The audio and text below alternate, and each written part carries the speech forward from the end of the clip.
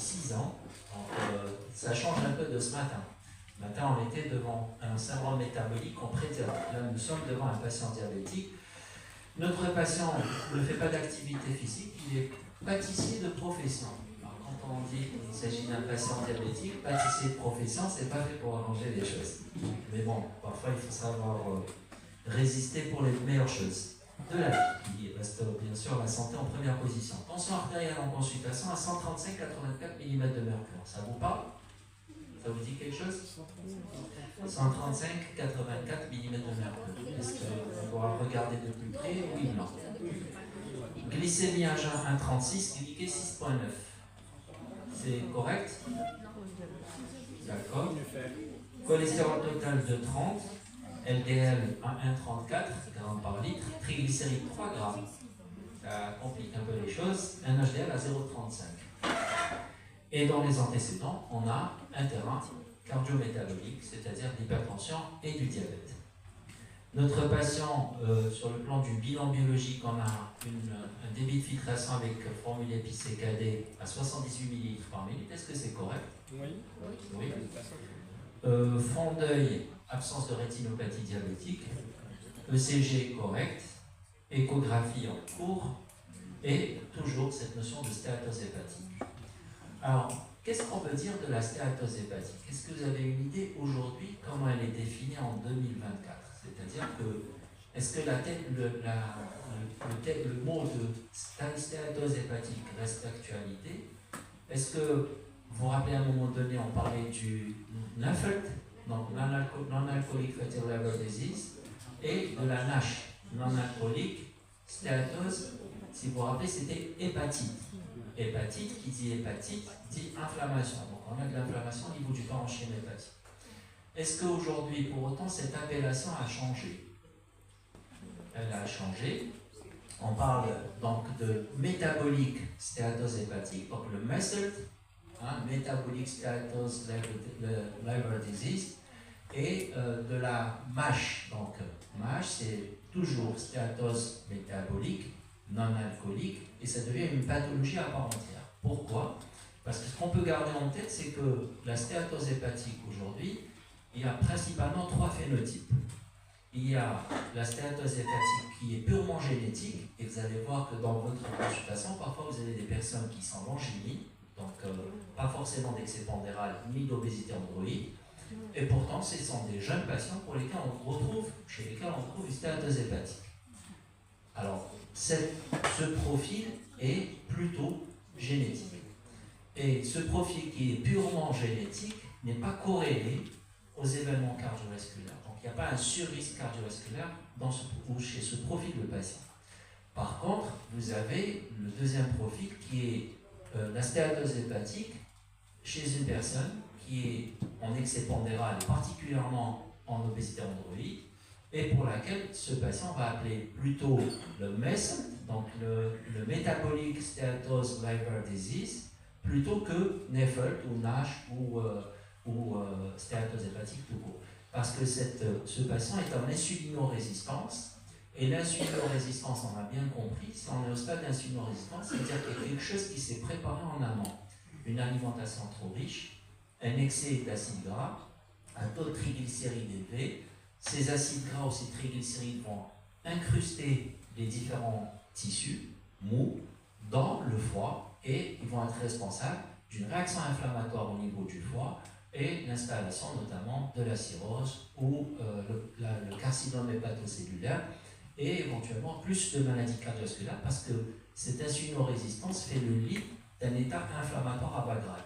Qui dit inflammation à bas grade, ça veut dire qu'il y a une agression notamment endothéliale et qui va être à l'origine d'un stress oxydatif, une cellule endothéliale qui est perturbée dans son fonctionnement, elle va augmenter sa perméabilité et l'augmentation de la perméabilité endothéliale va permettre l'incrustation d'un excès d'LDL dans l'espace endothélial. On est déjà dans le scénario de la maladie athéromatose. D'accord? Donc, stéatose hépatique, mais bon, l'appellation a changé, nous l'avons bien compris en 2024. Quelles sont les problématiques rencontrées chez M. Reda? Quel est son niveau de risque cardiovasculaire? Parce qu'au total, devant un patient diabétique est un patient à risque cardiovasculaire, et par conséquent, il faut optimiser les différents facteurs de risque pour minimiser au maximum son risque cardiovasculaire. Donc, qu'est-ce qu'on peut garder de la vignette? Si vous voulez, je peux revenir en arrière, de la vignette clinique de notre patient. L'âge, facteur de risque, diabète. Et puis, notre patient est à la limite de l'obésité grade 1. Il est en surcharge pondérale importante, mais il a un taux de taille élevé. Donc, on est en obésité androïde. Une glycémie ou son diabète est-il bien équilibré? Pas vraiment. Il peut mieux faire. Il peut mieux faire. Excellent. Son bilan lipidique, quel type de bilan? Qu'est-ce qu'on a comme problème? C'est mixte. On a une hyper-TG, hypertriglycéridémie, oui, un HDL bas, le LDL. Il est élevé. Par rapport Voilà. aux facteurs de risque. Quand on regarde de prime abord comme ça, on va se dire qu'il n'est pas forcément élevé, mais vu le risque cardiovasculaire, il n'est pas l'objectif. Parfait. Alors, qu'est-ce qu'on a? La stéatose hépatique pose également problème, puisqu'elle augmente le risque cardiovasculaire et le risque de cirrhose et de carcinome hépatocellulaire. Ok, donc ça, c'est les différentes problématiques. On va les voir tous ensemble. Sédentarité, nous l'avions oublié. Diabète type 2 de prime abord, non compliqué, de prime abord parce qu'on n'a pas le reste du bilan. Glyqué à l'objectif, mais peut mieux faire, on l'a dit. LDL non à l'objectif, nous sommes de bons élèves. Hyper-TG déséquilibré, s'agit-il d'un état secondaire à un contrôle glycémique qui n'est pas optimal, ou là il s'agit bien réellement d'une hypertriglycéridémie associée. Tension artérielle en consultation à 135-84 mm de mercure. Est-ce qu'il faut s'arrêter là? Est-ce que nous ne sommes pas devant une situation d'hypertension artérielle masquée, dans lequel cas il y a un surrisque multiplié par 2,5 sur le plan cardiovasculaire et pour lequel il va falloir intervenir? Stéatose hépatique, on va bilanter, on va calculer son NFS score ou au moins le FIB4 pour nous permettre de dire est-ce qu'il y a très probablement de la fibrose chez ce patient, dans lequel cas il faut faire très vite pour optimiser sa prise en charge parce qu'il y a un risque de cirrhose imminent, ou là est-ce que mon patient n'est pas un risque de fibrose important et dans lequel cas je vais intervenir surtout sur les mesures hygiéno-diététiques et l'activité physique. Donc, ok, on va commencer par la sédentarité, le surpoids et ce diabète qui de prime abord n'est pas compliqué. Quel est son objectif glycémique ou son objectif en matière d'hémoglobine glycée? Alors, qui chez ce patient dit qu'il faut descendre impérativement en dessous de 7%? On est tous d'accord, il faut descendre en dessous de 7%. C'est un patient même qui de prime abord semble être à risque cardiovasculaire relativement élevé, on va le scorer tout à l'heure, mais toujours est-il, c'est un patient qui n'a pas fait d'événement vasculaire, il n'a pas fait d'infarctus, il n'a pas fait d'AVC aigu, en tout cas au moins de 3 mois, pour lequel il va falloir être plus lâche en matière de recommandation, en matière d'objectif d'hémoglobine glycée. Quelqu'un qui vient de faire un AVC il y a un mois de ça, on ne va pas aller chercher le moins de 7%, on va être plus vigilant, on se met un taux d'hémoglobine glycée, aller entre 7,5 et 8, et peut-être même s'il est vraiment, j'allais dire multitaré, c'est-à-dire une notion de l'histoire, on va chercher le 8,5 au lieu de chercher le 7,5. D'accord? Par contre, chez une personne, même si elle est à haut risque cardiovasculaire, mais elle est jeune, elle n'a pas de comorbidité ou elle n'a pas de complications, elle n'a pas fait d'événement vasculaire, il va falloir chercher des hémoglobines bien plus basses, c'est-à-dire au moins en dessous de 7, et idéalement on se rapproche plus du 6,5 que du 7%. D'accord? Alors, qu'est-ce qu'elle nous disait en recommandation? Regardez, un patient qui est un patient adulte nouvellement diagnostiqué en surpoids obèse, sans complications, on va chercher un taux d'hémoglobine glycée entre 6 et 6,5. Ça serait l'idéal. Plus on se rapproche du 6, 6,2, moins le patient est exposé au risque cardiovasculaire. Est-ce que tout le monde est d'accord? Oui. Enfin, on y va. Alors, qu'est-ce qu'elles disent les données algériennes? Nous sommes dans l'enquête baromètre, donc l'enquête qui a été réalisé par le ministère, bien sûr, le sponsor, c'était Novo Nordisk. Qu'est-ce qu'on a? La majorité de la population algérienne diabétique est en surpoids. Regardez l'IMC moyen, il est à combien? Quasiment à 29 kg par mètre carré. Et parmi ces patients, les 3/4 de ces patients, on est à quasiment 79% de ces patients, sont au moins en surcharge pondérale.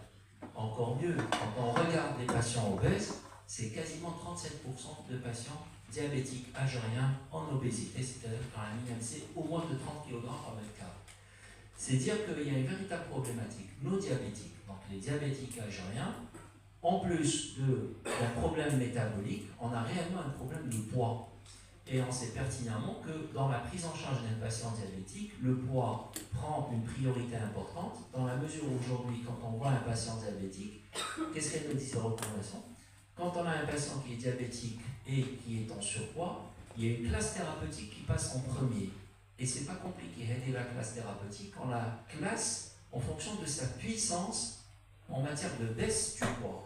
Bien sûr, vous devinez laquelle des classes je parle, ce sont les analogues GLP-1. Les analogues GLP-1 qui permettent de faire baisser le poids de manière importante, ce sont ceux qui font le mieux baisser aujourd'hui le poids, en dehors du double blocage, en l'occurrence le tirzépatide. Tirzépatide, c'est une autre molécule qui va arriver un peu plus tard. Aujourd'hui, nous avons les analogues GLP-1, et quand on voit dans les recommandations à l'ADA-ESD, la classification de ces analogues GLP-1 dépend de leur puissance en matière de baisse du poids. Il y a ceux qui font baisser de manière modeste le poids, il y en a qui font baisser de manière importante le poids, et je vais citer juste le sémaglutide et le dulaglutide. Donc c'est pas ce qu'on a en Algérie. Ce qu'on a, c'est le liraglutide. C'est pour vous dire que l'importance qu'on donne au poids est importante, elle est majeure en matière de prise en charge du patient diabétique. Et quand un patient est à risque élevé ou très élevé, alors en plus de la metformine, idéalement, c'est qu'on mette une des deux classes thérapeutiques aujourd'hui disponibles, mais malheureusement pas remboursées pour les analogues GLP-1, c'est les inhibiteurs GLP-2 et les analogues GLP-1. Donc voilà pourquoi il est important de bien affiner le diagnostic d'un patient diabétique pour savoir le mieux prendre en charge et minimiser au maximum les complications cardiovasculaires.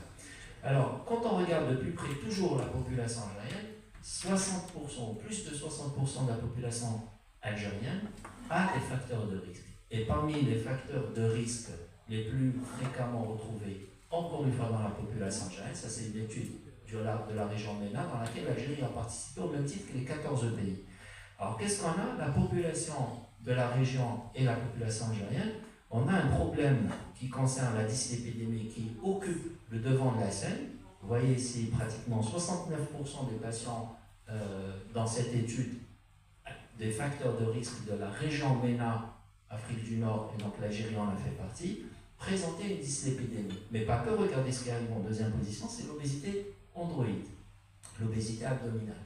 Et ça, bon, je pense qu'on le constate dans notre consultation. Quand on voit les jeunes qui viennent de 35 ans, 40 ans, ou de 40 ans, 45 ans, même si le diagnostic de diabète est tout récent, très souvent, ces patients ont au moins une obésité androïde, donc un tour de taille élevé. Ils font, quand on fait un bilan épidique, une dyslipidémie qui est le plus souvent mixte, etc.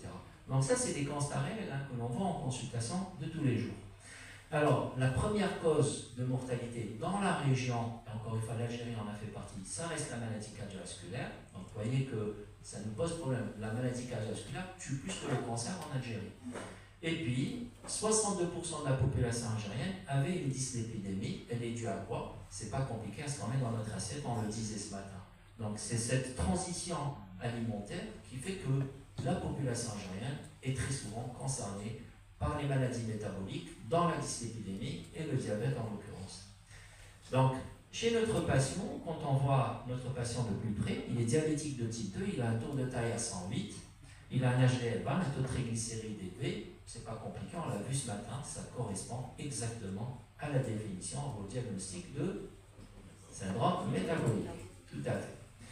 Alors, ce sont des données qu'on a vues ce matin, c'est quand même fréquent. Un homme sur 3 algérien présente un syndrome métabolique, et on l'a vu ce matin encore une fois, à chaque fois qu'on a un tour de taille élevé, qu'il soit le patient en poids normal ou en surpoids ou en obésité, ça perturbe les données métaboliques. Ça perturbe les données métaboliques, ça a tendance à faire monter également les niveaux de glycémie et les niveaux tensionnels.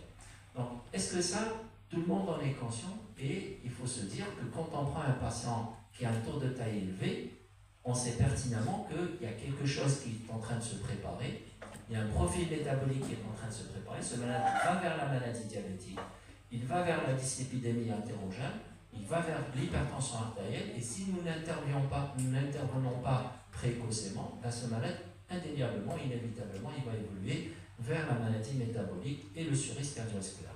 Alors, il y a un paramètre dont on parle aujourd'hui plus fréquemment.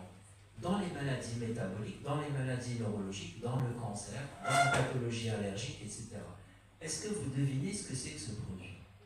Le microbiote extra. Excellent. C'est pas compliqué. On parle de maladies métaboliques. On parle d'hygiène alimentaire. Qu'est-ce qu'on met dans nos assiettes? Et ce qu'on met dans nos assiettes va conditionner notre évolution dans le temps. Alors, c'est quoi le microbiote? Flore intestinale, les bactéries intestinales. Est-ce qu'on a du microbiote uniquement au niveau du tube digestif? Nous avons Sur la peau. donc, toutes les parties exposées au monde extérieur. À la naissance, est-ce que nous avons un microbiote intestinal, je précise? Normalement, non. Parce que notre tube digestif n'a pas été exposé. Le lait maternel. Le lait maternel. Donc, vous voyez, on parle de lait maternel. Est-ce qu'à la naissance... Pardon, Oui, très bien. juste, je voulais préciser quelque chose. C'est pourquoi on dit que l'enfant naît par césarienne. Un enfant né par césarienne, il n'a pas la flore intestinale la même qu'un enfant qui naît par voie basse. Il ingère déjà la microbiote de sa maman. Ouais. Et il est protégé contre les maladies métaboliques par la suite. C'est très bien. Regardez, un embryon ou un fœtus dans le ventre de sa maman n'est pas exposé à un microbiote. Il n'est pas exposé au monde extérieur, donc il n'est pas exposé ni aux bactéries, ni aux parasites, etc. Ensuite, dès que l'engagement, donc dès l'accouchement, le processus de l'accouchement est entamé, dès que le bébé ou le nouveau-né traverse la voie génitale, il est déjà exposé aux bactéries de la sphère génitale chez la maman. Donc c'est le premier contact avec les bactéries, les parasites et les champignons, etc. Donc premier contact, déjà premier microbiote. Ok. Ce même bébé va naître mais par césarienne. La césarienne, il ne passe pas par la voie génitale. Donc il n'est pas exposé à ces bactéries de la voie génitale. Mais par contre, il est exposé à quoi? À la bactérie de la partie abdominale. Mais pas que. Qui le met en monde? C'est le chirurgien. Les germes du chirurgien. Et pourtant, là, on est dans un milieu stérile. Il y a des germes. Les germes du matériel, les germes du paramédical, etc. Les germes de l'air ambiant, du bloc opératoire. Donc, vous voyez que le microbiote, le bébé né par voie basse ou par césarienne, ce n'est pas le même microbiote. Et il est toujours est-il qu'il est exposé à un microbiote. Et il développe des bactéries en fonction du mode d'accouchement. Ensuite, Dr Guériel l'a dit tout à l'heure, et c'est très bien, effectivement, ça dépend également de ce qu'on lui met dans la bouche. Et là, on va parler du microbiote intestinal. Parce que le microbiote, tout à l'heure, j'ai posé la question et je n'ai pas répondu. Il y a le microbiote cutané, par exemple. Le microbiote cutané, on est quasiment à 1 milliard de bactéries. Le microbiote intestinal, on est à 100 milliards de bactéries. Vous voyez? Alors, le nouveau-né, quand il est alimenté par le lait maternel, il va récupérer le microbiote du lait maternel. Quand il est alimenté par un lait maternisé, donc un lait artificiel, ce n'est pas le même microbiote que celui du lait maternel. Donc, en fonction de... Et puis après, l'introduction d'alimentation solide, qui va ramener un autre microbiote. Et en fait, ce qu'il faut garder en tête, c'est que globalement, nous avons 3 phyla. 3 phyla, c'est les familles, c'est les noms de famille. 3 phyla de bactéries dans le tube digestif. On a l'entérobactéroïdétes, donc les bactéroïdétes précisément, les firmicutes, et puis nous avons l'actinobactéroïde. Alors, ces 3 bactéries, parmi lesquelles il y a 2 qui vont majorer ou qui vont conditionner le risque d'évolution vers une maladie métabolique, c'est le rapport, parce qu'il y a un pourcentage, le rapport entre les bactéroïdétes et les firmicutes, donc gram positif, gram négatif. Et à chaque fois que les firmicutes prennent le dessus, donc il y a un déséquilibre, il y a plus de firmicutes que de bactéroïdétes, ça va entraîner une inflammation au niveau du tube digestif. Cette inflammation va dérégler ce microbiote, elle va le laisser de mauvaise qualité et il va commencer à augmenter la perméabilité intestinale, des substances qui théoriquement, on les met dans notre assiette, qui théoriquement devraient être éliminées, vont passer dans cet espace intestinal et ils vont déclencher, parce que ce sont des substances qui ne sont pas adaptées à l'état digestif du patient, en bonne santé, et bien sûr, ils vont déclencher quoi? Une réaction inflammatoire. Cette réaction inflammatoire va être à l'origine de l'insulinorésistance et des maladies inflammatoires pas graves, donc il va y avoir de la production d'interleukines, etc. Et on est déjà dans quelque chose qui est comme la maladie entéromatoseuse, etc. Donc concrètement, si on revient à cette question, il y a des références. Regardez dans ce travail qui a été publié en 2009. À chaque fois qu'on a une alimentation qui est riche en graisse, ou même en sucre, il y a d'autres données, je n'ai pas tout mis, on a un déséquilibre du rapport entre les grammes positifs et les grammes négatifs, les fameux bactéroïdétes et les firmicutes, qui vont entraîner une augmentation du passage de ces lipopolysaccharides. Et ces lipopolysaccharides, quand ils passent dans l'espace intestinal, dans la cellule, donc quand ils traversent la membrane intestinale, ils vont provoquer une réaction inflammatoire. C'est une agression. Cette agression va provoquer une réaction inflammatoire. Et cette réaction inflammatoire va toucher l'espace porte, elle va toucher le foie, elle va toucher également le muscle, et puis elle va constituer petit à petit de la matière grasse, donc cette graisse périviscérale qui va être métaboliquement malsaine. D'accord? Et tout ceci va être à l'origine d'une insulinorésistance et des profils métaboliques, en l'occurrence le diabète et la dyslipidémie hétérogène. Donc vous voyez que quand on parlait ce matin de l'assiette, c'est pas faux. Et de plus en plus de preuves témoignent que ce qu'on met dans notre assiette conditionne notre évolution dans le temps. Une assiette saine nous préserve, une assiette malsaine nous expose à un surrisque de complications, notamment cardiométaboliques et d'une surmortalité. Donc, topsy-daily, topsy-mortalité. Et les preuves sont nombreuses, ça c'est un papier de 2009, ça c'est un papier de 2015. Regardez, quand on mange mal, une alimentation riche en hydrates de carbone et en graisse, qu'est-ce qu'elle fait? Elle déséquilibre le microbiote intestinal. Firmicutes, entérobactéroïdétes, on disait que le rapport était déséquilibré. Ça entraîne une inflammation, cette inflammation devient systémique avec production des interleukines inflammatoires. Elle va influencer ou influer sur le centre de la satiété, en l'occurrence l'hypothalamus, d'accord? Et il va y avoir une production de ghrelines qui va déclencher, qui va freiner le niveau de satiété, qui va déclencher l'envie de manger. Bonjour la prise de poids et l'obésité. Elle va provoquer une stéatose musculaire avec insulinorésistance. Elle va provoquer une stéatose du muscle cardiaque, parce que n'oublions pas que le cœur c'est un muscle strié au même titre que le muscle périphérique. La stéatose cardiaque va être source de quoi?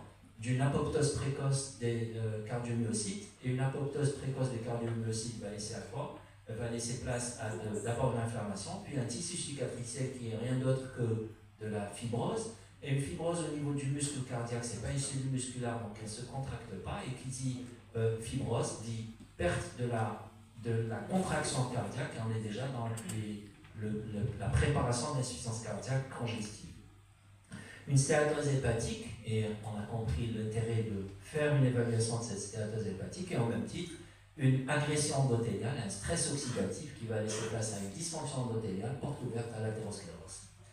Donc vous voyez que l'assiette, c'est important, et je pense que si on veut intervenir, il faut qu'on soit convaincu pour pouvoir convaincre nos patients. On disait tout à l'heure, je ne sais pas qui m'a posé la question, sur le pain. Le pain, si nous consommons beaucoup de pain, il est difficile de faire croire ou de convaincre notre patient d'éviter le pain, surtout les farines blanches. D'accord? Mais bon, il n'y a pas que les farines blanches, même le pain complet, il faut limiter la consommation. Donc, la graisse périviscérale, c'est pas compliqué. Au début, les cellules sont jeunes, elles se multiplient, il y a beaucoup de cellules, mais à un moment donné, la croissance, la multiplication de ces cellules est freinée, et les cellules commencent à prendre du volume, ça devient de véritables cellules grasses, c'est un pléonasme, cellules graisseuses obèses. Et quand elles sont obèses, elles sont malades. Elles vont déclencher elles-mêmes la production d'interleukines, inflammation bacrale, angiotensine 2, pourvoyeuse d'hypertension artérielle, insulinorésistance, etc. Donc, c'est un scénario qui est relativement clair, il paraît difficile, mais il n'est pas si difficile que ça. Et c'est pour ça que tout démarre de cette obésité, lorsqu'elle est androïde, c'est un état déjà de morbidité.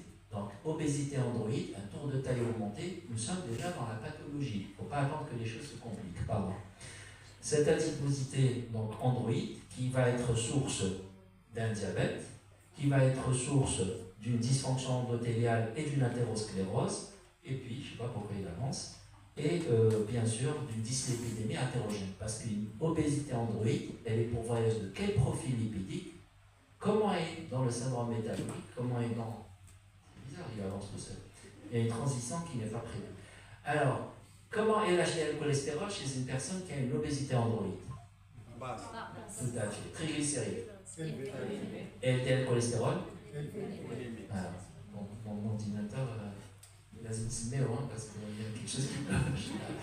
Alors, le syndrome métabolique est pourvoyeur d'une surmortalité, ça c'est indéniable, il y a, toutes les preuves le montrent, alors que c'est pas compliqué. Quand on perd 10% du poids seulement, on gagne 30% de matière grasse. C'est-à-dire, le fait de faire perdre 10% du poids initial du patient, on lui fait perdre 30% de cette graisse périviscérale, donc on réduit l'effet ou les méfaits de cette graisse périviscérale, donc ça c'est indéniable.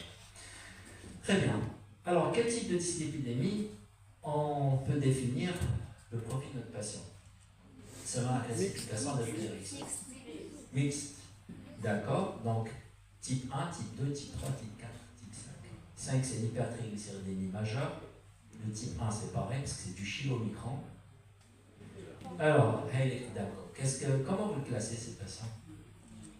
2B, LDL et VLDL. Donc, on a un taux de cholestérol qui est élevé, et puis un taux de triglycérides qui est élevé. Et ça représente 40% de la dyslipidémie. 2B maintenant.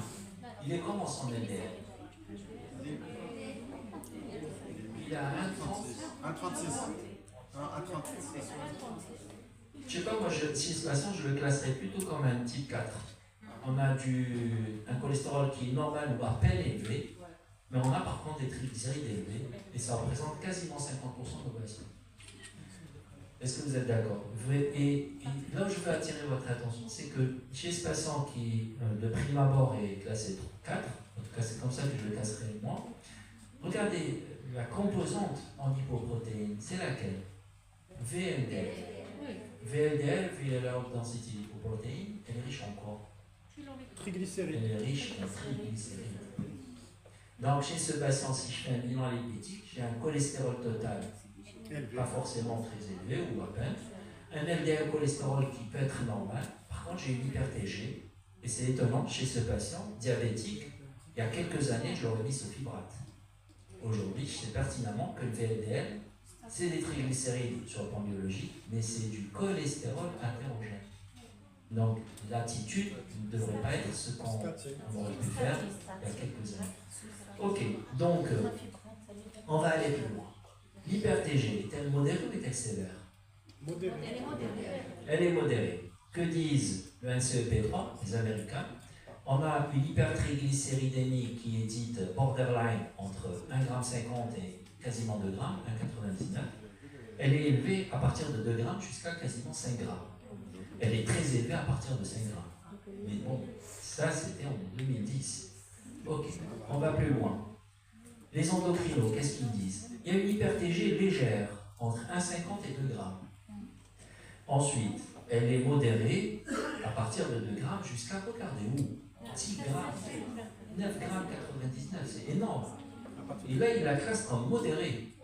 Elle est sévère à partir de 10 g jusqu'à 20 g. Elle est très sévère à partir de 20 g. Ok. Que disent aujourd'hui les Britanniques?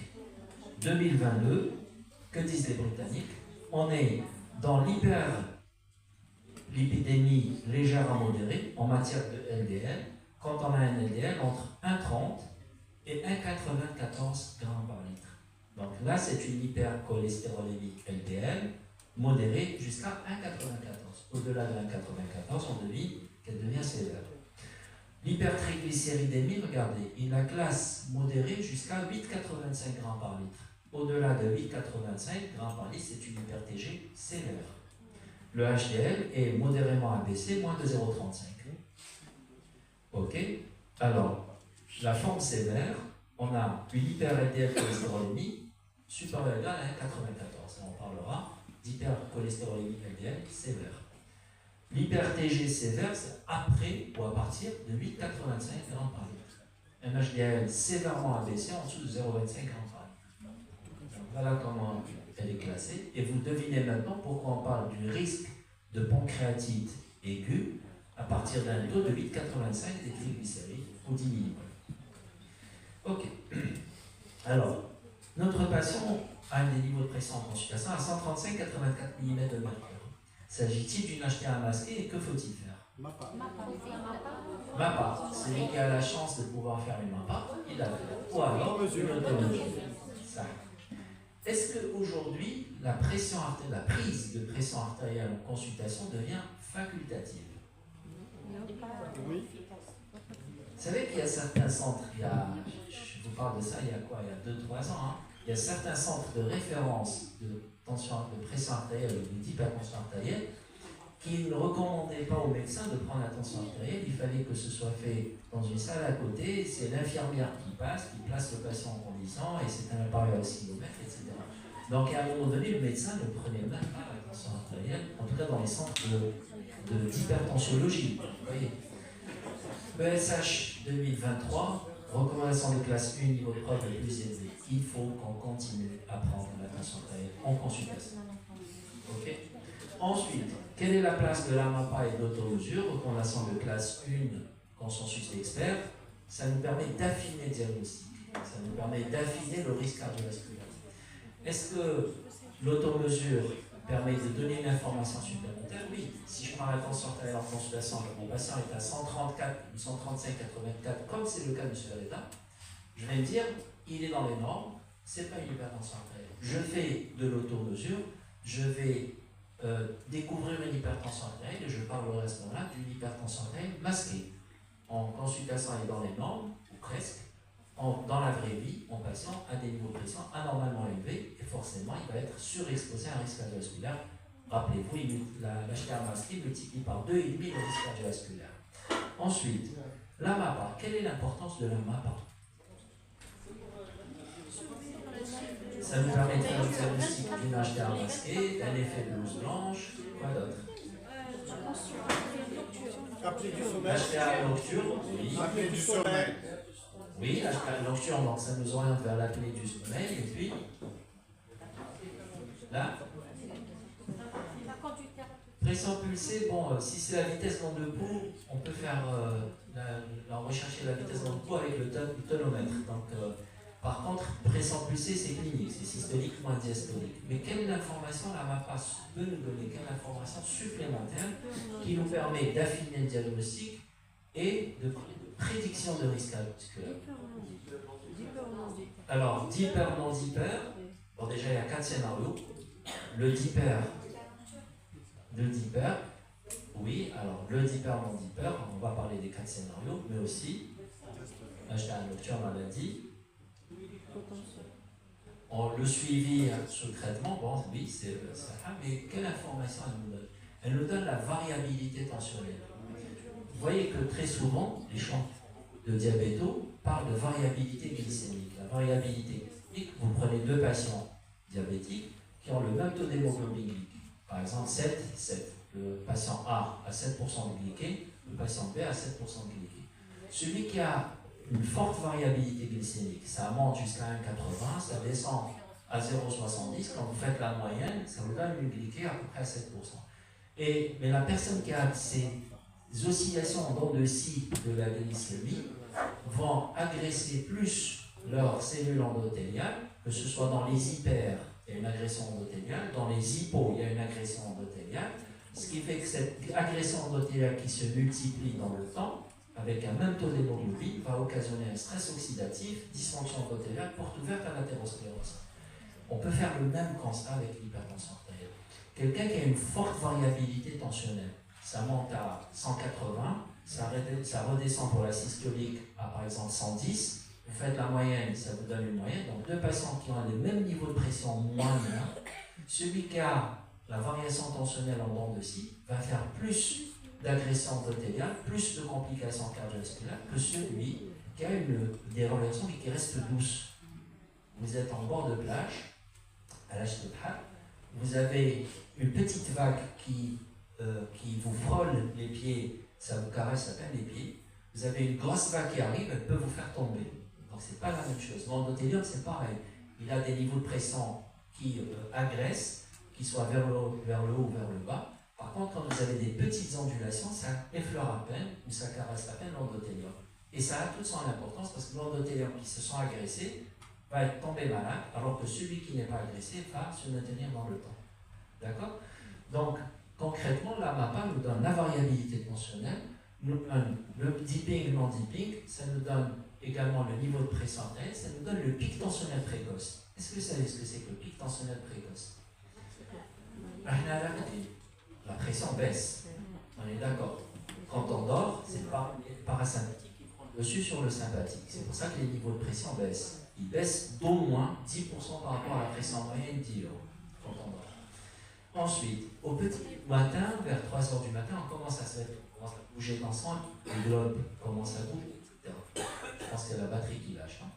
Donc, au moment où on commence à se réveiller, on a le sympathique qui reprend le dessus sur le parasympathique et ça va booster tous nos paramètres à la hausse. La glycémie, la production de cortisol, la tension artérielle, etc. C'est normal parce que on est à 11 ou à 12 de systolique. Quand on sort du lit, on se met en position verticale, il faut que les niveaux soient élevés pour pouvoir vasculariser ou pour pouvoir perfuser le cerveau pour éviter de tomber. Parce que sinon, on fait un vertige et on se fracture le col du fémur ou autre. Donc, finalement, avec le pic matinal, pour qu'on se prépare à sortir du lit, il ne faut pas qu'il soit brutal. Et quand il dépasse 50% de la valeur de la vallée, donc de la valeur de base, on va dire qu'il y a un pic matinal précoce, c'est-à-dire que le pic est trop brutal et il va agresser la cellule endothéliale, il y a un risque d'AVC, risque d'infarctus. Donc le pic précoce, c'est entre le moment où on dort, on voit très bien quand on fait une MAPA, la courbe tensionnelle. Si l'ascension se dépasse les 50% par rapport à la base, si par exemple je suis à 100 de systolique au niveau de la vallée, si ça monte au-delà de 150, ça dépasse les 50% de la valeur de base, on dit qu'il y a une agression endothéliale, donc il y a un pic tensionnel précoce qui risque d'être pourvoyeur de complications cardiovasculaires au réveil. D'accord? Donc le pic tensionnel précoce, la variabilité tensionnelle, la charge tensionnelle, et ça, tous ces paramètres, c'est la MAPA qui nous les donne. Avec l'automesure, on n'a pas la possibilité d'avoir ces données, et ces données nous permettent donc d'affiner le diagnostic et de prévoir, de prédire les complications. Celui qui a une forte variabilité va faire plus de complications cardiovasculaires que celui qui a une faible variabilité tensionnelle. Donc vous voyez un peu le concept. Très bien. Très bien.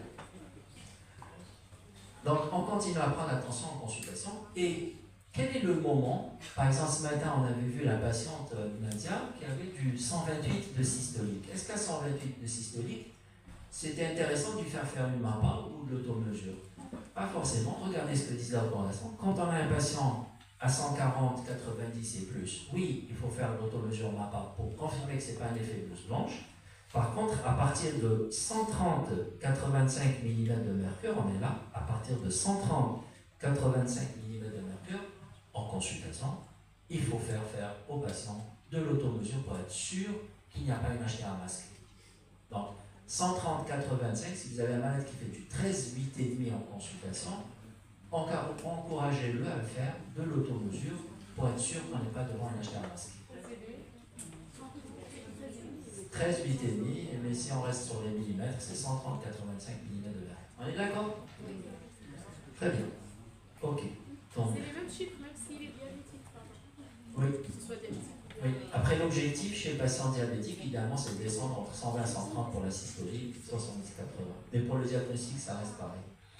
Alors, parce que tout simplement, une hypertension artérielle masquée multiplie par 3 le risque cardiovasculaire. Je disais tout à l'heure, 2,5, c'est 3 le risque cardiovasculaire. Vous voyez que c'est au même titre quasiment qu'une hypertension artérielle. C'est pire qu'une HTA traitée mais non maîtrisée. Une HTA masquée, ça couvre ou ça expose le patient à un surrisque des complications. Finalement, qu'est-ce qu'on a fait chez notre malade? On l'a encouragé, il a fait l'automesure et j'ai quoi comme résultat? 125/78. Est-ce que pour autant ça fait un patient devient un patient hypertendu? La réponse est non. Monsieur Leda présente une automesure normale. Maintenant, qu'en est-il de la stéatose hépatique? Qu'est-ce que vous faites? Est-ce que vous avez déjà calculé le NFS score ou le FIB4? C'est très simple. Allez sur Internet, vous tapez le NFS score, le Neufeld score, le Neufeld Fibrosis score, et ça vous donne un taux. Quand le NFS est élevé, supérieur à 0,676, chez ce patient, il y a une très forte probabilité qu'il y ait de la fibrose au niveau du parenchyme hépatique. Et Hada, le malade, il va être, on va lui poser une indication supplémentaire qui est laquelle? La biopsie hépatique pour confirmer la fibrose et pour très souvent, surveiller de manière très vigilante le patient. Quand on a un NFS, donc le Neufeld Fibrosis Score intermédiaire entre 1,455 ou moins 1,455 et 0,676, la conduite à tenir est comment? Ça, c'est un patient qui est à risque, il est dans la zone grise. On appelle ça la zone grise, c'est-à-dire on n'est pas sûr qu'il n'y ait pas de fibrose, mais on n'est pas sûr qu'il y ait également de la fibrose. Là. NFS, elle se fait où? Vous tapez sur Internet NFS score, donc c'est Neufeld Fibrosis score, et vous introduisez, vous allez voir les données, on a besoin du taux de plaquettes, on a besoin du taux d'albumine du patient, on a besoin de l'ASA du patient, et ça vous donne le score, et à ce moment-là, vous avez soit le patient est dans ce niveau-là, et il est à très forte probabilité de faire la fibrose hépatique, soit il est là, il est en zone grise, ou alors on a un NFS score à moins de, inférieur à 1,455, et là chez ce patient, il y a très peu de risque qu'il y ait de la fibrose. Là, c'est pas compliqué, ça c'est un patient pour lequel je suis tranquille, je sais que le foie n'est pas agressé par la fibrose, c'est pas de la fibrose, et à ce moment-là, le risque qu'il évolue vers une cirrhose va dépendre de ma conduite à tenir. Mesure hygiéno-diététique, alimentation et activité saine, il y a toutes les chances pour que cette stéatose hépatique rentre dans l'ordre, en tout cas elle s'aggravera. Donc concrètement, devant ce patient, je vais entamer les mesures hygiéno-diététiques. Chez ce patient, c'est pas compliqué, je vais le confier en hépatologie parce qu'il y a nécessité d'une biopsie hépatique et d'une surveillance particulière. Dans les zones intermédiaires, si j'ai la chance de pouvoir faire un fibroscan, je fais un fibroscan pour voir l'élasticité du parenchyme hépatique, sachant que plus il y a de la fibrose, plus l'élasticité va être réduite du parenchyme hépatique. Pour la zone grise. Vous voyez, donc si vous êtes dans la zone faible, elle n'est pas systématique. Si vous êtes ici, si vous faites un fibroscan pour tout le monde, d'abord, ce n'est pas accessible. Si vous faites pour tout le monde, vous perdez beaucoup d'argent pour pas plus de bénéfices. Si vous êtes dans le score faible, c'est d'emblée les mesures hygiéno-diététiques, c'est agir sur l'activité physique et l'alimentation. Si je suis dans le risque élevé, je confie le patient en hépatologie. Si je suis dans la zone intermédiaire, avant de le confier ou de me rassurer, je fais un fibroscan. En fonction du résultat du fibroscan, je vais vers l'hépato ou alors je vais vers les mesures hygiéno-diététiques. Donc voilà concrètement comment on fait. D'accord? Ok. Donc mon patient, je lui ai fait ce qu'il fallait. Et j'ai un NFS score de moins 1,66, c'est-à-dire je suis où? Alors, est-ce que je suis là ou je suis là? Pardon, ici. Moins 1,66, c'est plus faible ou plus grand que moins 1,455? On est bas. On est bas. Alors, si vous mettez le moins 1 ici, moins 1,455 en bas, moins 1,66 on est là. C'est-à-dire que c'est encore plus bas. D'accord. Le moins fait piéger beaucoup de gens. Alors, pourquoi on s'intéresse à l'état métabolique du foie? Parce que c'est pas compliqué, il y a un surrisque. Un patient qui fait une stéatose hépatique, qui fait un MASL ou un MASH, ou appelez ça comme vous voulez, il y a forcément un surrisque cardiovasculaire et une surmortalité cardiovasculaire. Donc, si on veut évaluer un patient qui est à risque cardiovasculaire, il est indéniable devant la présence du stéatose hépatique de faire le nécessaire pour savoir dans quel état on se situe par rapport à la pathologie. Cette plaque, vous la connaissez, on ne va pas refaire ce qui est acquis. On évalue un risque cardiovasculaire chez tous les patients qui présentent des facteurs de risque cardiovasculaire. À partir de quel âge, s'il vous plaît? Vous vous rappelez? Chez l'homme, à partir de 40 ans. 40 ans. L'homme est plus fragile que la femme. 40 ans chez l'homme, à partir de 40 ans, il faut évaluer le risque. La femme, c'est à partir de 50 ans qu'il va falloir faire un bilan exhaustif des maladies, des facteurs de risque cardiovasculaire. Vous vous rappelez, si on fait un score, pourquoi? C'est pour tracer une feuille de route. Cette feuille de route va nous dire, en fonction du niveau de score, à quel moment je dois démarrer les mesures génétiques, à quel moment je dois démarrer un traitement pharmacologique, et éventuellement pour quel objectif thérapeutique. C'est-à-dire qu'on a vraiment une feuille de route, on sait à quel moment on doit faire les choses pour atteindre tel ou tel objectif. Donc finalement, chez notre patient, quel est réellement son niveau de risque cardiovasculaire? À votre avis? Il est à haut risque?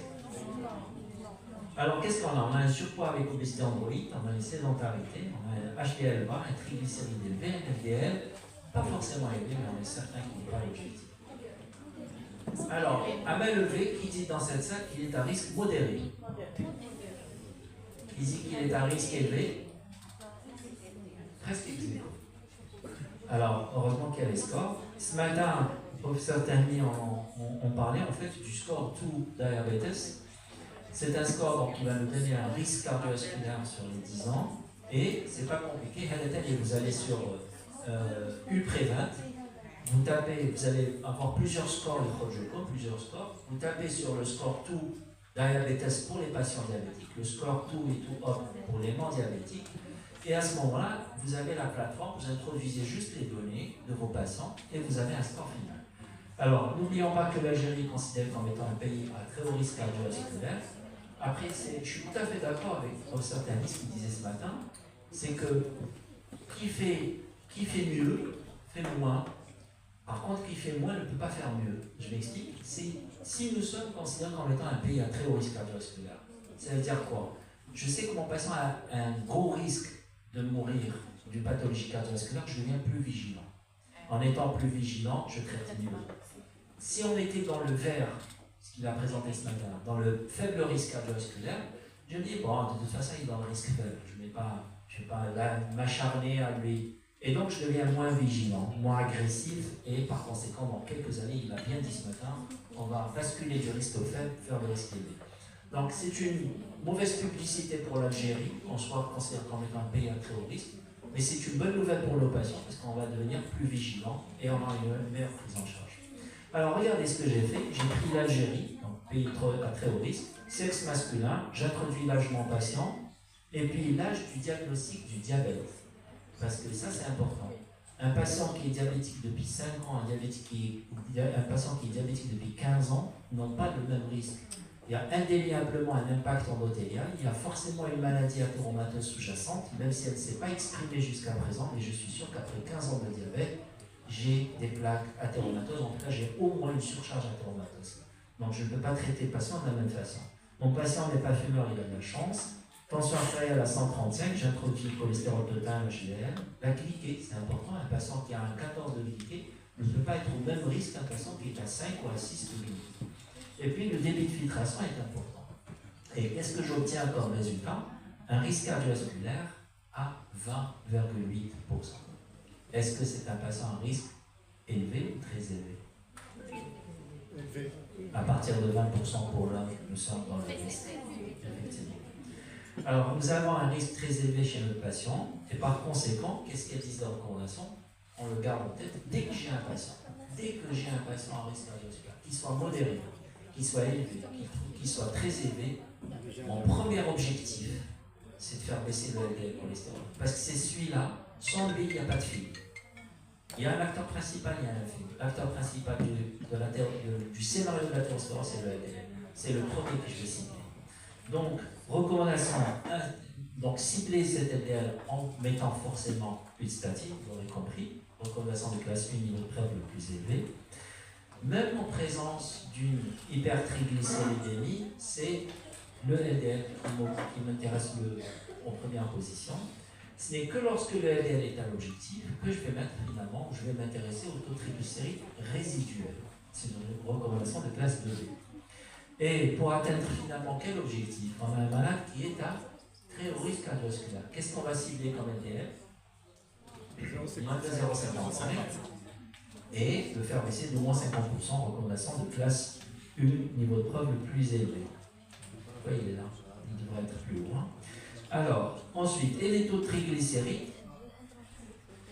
à partir de 2 grammes, on peut rajouter, rappelez-vous ce qu'on disait ce matin, on peut rajouter soit l'eicosapentaenoïque acide, soit on peut rajouter un fibrate. Nous n'avons pas de PA, nous n'avons pas d'oméga 3, donc forcément c'est le fibrate qu'on doit rajouter si mon patient n'est pas objectif. Quel est le PA? Parce que vous allez dire qu'on a de PA en Algérie. Est-ce que vous savez quand on a de l'oméga 3 en Algérie comme complément alimentaire? Oui, Lesquels des oméga 3 nous avons sur le marché? les marques. Les marques. Alors, on a 2 types d'oméga 3. On a la DHA et on a le PA. Alors, quand on regarde un peu ce qu'on a sur le marché algérien, on a les deux. Il y a des compléments alimentaires qui vous proposent les deux oméga 3, aussi bien la DHA que le PA. Celle qui a un effet bénéfique sur le plan cardiovasculaire, c'est le PA, c'est pas le DHA. Le DHA, il est plus utilisé à des vertus anticancéreuses. Mais encore une fois, c'est des compléments alimentaires. Venez de recherche. Le PA, c'est prouvé. Le DHA, c'est encore à l'état de recherche. Donc ne prenez pas pour argent comptant ce que je dis, c'est juste des suppositions actuelles. Le PA, il n'y a pas de doute. On a plusieurs études, on va les voir ensemble, que le PA a un effet bénéfique sur le plan de la maladie cardiovasculaire. Ok? Mais par contre, le dosage n'y est pas. Comme EPA dans le marché algérien, c'est des petits dosages. Le dosage qu'on utilise dans la maladie cardiovasculaire, c'est 2 grammes matin, 2 grammes le soir. Donc c'est 4 grammes par jour associés à la statine, etc. Donc 2 grammes le matin, 2 grammes le soir. C'est 4 grammes par jour de terrain. Les terrain, le marché terrain, c'est des petits dosages. D'accord? Ok.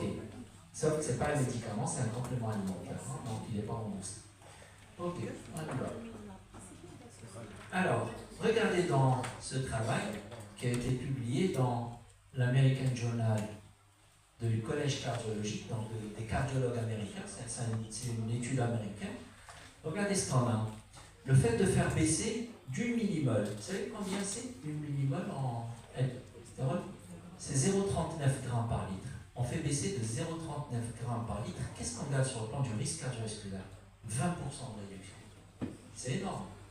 Vous voyez, pour 1 millimol d'LDL-cholestérol en moins, on gagne 20% sur le plan du risque cardiovasculaire. Donc, c'est important quand on sait que quand on met une statine, on réduit d'au moins 50% le taux de LDL-cholestérol et par conséquent, vous voyez un peu le bénéfice sur le plan cardiovasculaire. Globalement, quand on met une statine, on réduit de combien les événements cardiovasculaires? Coronarien, on est quasiment à 37, donc presque à 40%. Les AVC, on est quasiment à 50% de réduction des AVC, 40%. Donc, et la mortalité totale, quand on prend les statines dans l'absolu, on gagne 10% de mortalité. C'est-à-dire on réduit de 10% la mortalité cardiovasculaire, de manière absolue. Avec la rosuvastatine dans l'étude Jupiter, on a eu 20% de réduction de la mortalité totale. C'est énorme. Et c'est pour ça qu'aujourd'hui, les statines restent indétrônables en matière de risque cardiovasculaire. Alors, maintenant, la question que l'on peut se poser, c'est quelles sont les particules qui sont riches en triglycérides? Vous l'avez compris parce qu'on a fait la stratification, on a classé la concernant Friderichsen, le VLDL qui est très riche en triglycérides, mais pas que. Alors, le chylomicron est très riche en triglycérides. La forme intermédiaire, l'IDL, est riche également en cholestérol, en triglycérides. C'est quoi le chylomicron? Vous vous rappelez? Alimentaire. Alimentaire. Quand on mange, on a une absorption des acides gras au niveau intestinal. Ces acides gras vont constituer une grosse molécule remplie d'acides gras. Et bien sûr, il y a cette molécule qui s'appelle le chylomicron. Donc, c'est une grosse molécule bourrée de graisse, bourrée d'acides gras. Et puis, ce chylomicron, qui est apporté par l'alimentation, vous êtes ici dans l'intestin, l'absorption de l'acide gras va se conditionner en une grosse molécule bourrée d'acides gras qui s'appelle le chylomicron. Le chylomicron va subir une protéine, une enzyme, la lipoprotéine lipase, qui va utiliser ce qu'elle va utiliser comme acide gras à des fins énergétiques, et le restant, donc ce qui va persister de cette action de lyse liposomale, et ça s'appelle le chylomicron rémanent. Et c'est ce chylomicron rémanent donc, qui contient des acides gras, qui va rejoindre le foie. Une fois qu'il arrive dans le foie va utiliser l'acide gras apporté par l'alimentation pour fabriquer quoi? Pour fabriquer du cholestérol. Le cholestérol, le premier cholestérol qui est fabriqué par le foie, qui est libéré par le foie, c'est le Very Low Density Lipoprotein, donc le VLDL. Et puis ce VLDL va subir une enzyme, donc il va perdre quoi? Il va perdre des triglycérides et il va s'enrichir en cholestérol pour donner ce qu'on appelle la forme intermédiaire densité lipoprotéine. Ensuite, cet IDL va encore perdre des triglycérides et va s'enrichir en cholestérol et va donner du LDL. Ce qui fait que le LDL, c'est la molécule qui est utilisée en bout de course. Et cette molécule qui est utilisée par la cellule, elle est utilisée à des fins donc, de propriétés cellulaires. Par contre, tout ce qui va être excédent en LDL cholestérol, donc l'excès qui ne va pas être utilisé par les cellules, il va être récupéré par quoi? Par les fameux éboueurs de l'organisme, en l'occurrence les HDL cholestérol. L'HDL cholestérol, au début, il a une forme hélicoïdale, il va être rempli de cholestérol LDL, petit à petit, il prend une forme sphérique, et c'est ce cholestérol en bout de course qui va être récupéré par le foie pour qu'il soit remétabolisé. Aucune cellule en périphérie n'a la possibilité de métaboliser le cholestérol. C'est-à-dire que le cholestérol, il est fabriqué par le foie, s'il n'est pas utilisé par la cellule en périphérie, il doit revenir au niveau du foie pour qu'il soit recyclé. Donc vous devinez bien que quand on a du cholestérol qui s'incruse dans l'espace sous-endothélial, il est pris au piège. Il n'a aucun moyen.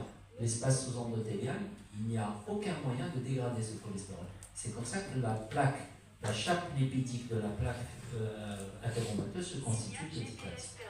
Donc le métabolisme fait ainsi. Il ne faut pas oublier qu'il y a des formes d'hypertriglycéridémie qui sont purement génétiques. Et rappelez-vous tout à l'heure, quand vous avez des hyper-TG sévères, il n'y a pas de doute, il y a un terrain génétique. Et regardez à votre droite ce qu'on évoque comme pathologie, ok, j'allais dire génétique, mais avec une forte participation de l'environnement, c'est le syndrome métabolique. Donc le syndrome métabolique, tous ceux qui mangent beaucoup de sucre ou beaucoup de graisse ne vont pas faire forcément du syndrome métabolique, mais ceux qui vont faire du syndrome métabolique, oui certes il y a de la génétique, ok, mais il y a aussi l'assiette. Donc si on peut intervenir, on va intervenir déjà sur l'assiette pour éviter justement les objets. Donc dans nos familles, dans notre voisinage, quand on a des familles qui sont facilement métaboliques, dès le jeune âge, quand vous voyez les enfants qui commencent à être à 12-13 ans et qui commencent à manger un peu n'importe quoi, il va falloir sensibiliser la famille pour éviter justement de manger, j'allais dire malsainement, de manger des aliments qui ne sont pas adaptés pour éviter justement l'évolution parce qu'il y a cette génétique, mais une participation alimentaire. Alors, les causes secondaires, vous avez les pathologies, l'hypothyroïdie qui peut être source d'une hypertriglycéridémie, le diabète, on le sait, donc toutes les autres pathologies, je ne vais pas les passer en revue toutes. Et n'oublions pas l'effet de la iatrogénie, il y a des médicaments qui provoquent des hyper-TG, notamment les bêta-bloquants, les diurétiques, donc il ne faut pas les oublier. Mais le gros de l'histoire, c'est ce qu'on met dans notre assiette et, pardon encore une fois, ce qu'on met dans nos verres. Donc attention parce qu'on a tendance à croire que l'alcool n'est pas surconsommé en Algérie. Il y a de la consommation d'alcool et il va falloir rester vigilant et ne pas hésiter à poser la question à nos patients. Il ne faut pas attendre que le patient le dise spontanément. Il faut poser la question parce qu'il y a encore quelque chose à faire. Alors, est-ce que quand on a une hypertriglycéridémie, est-ce que cette hyper-TG est athéromateuse? Est-ce qu'il y a un risque d'athérosclérose? Oui. Pendant longtemps, on disait l'hypertriglycéridémie, c'est que du triglycéride, donc forcément, ça augmente la viscosité sanguine, il y a un risque thrombogène, mais pas de risque athérogène. On a fait faux, parce qu'il y a ce qu'on appelle le cholestérol rémanent. Et là, je vais vous demander de vous réveiller un tout petit peu. Cholestérol rémanent, gardez cette notion en tête. Ça veut dire quoi, cholestérol rémanent? C'est cholestérol total, auquel on enlève le bon cholestérol et on enlève le mauvais cholestérol, qui est donc LDL cholestérol. Donc vous voyez, jusqu'à présent, on parlait du non-HDL cholestérol. Non-HDL cholestérol, c'était le total. Le bon cholestérol, on garde toutes les fractions intermédiaires avec le LDL. Aujourd'hui, on parle du cholestérol rémanent. Rémanent, on enlève le bon et on enlève le mauvais. Qu'est-ce qu'on garde à la louche? On garde les formes intermédiaires, c'est-à-dire VLDL, IDL du chylomicron. Ok, ça veut dire, quand on fait un dosage chez notre patient, on fait un prélèvement sanguin et on va doser le taux de cholestérol total, triglycérides, HDL, LDL. Triglycérides élevés, dans ces triglycérides élevés, oui, il y a du triglycéride, il y a du chylomicron, il y a du VLDL, il y a de l'IDL.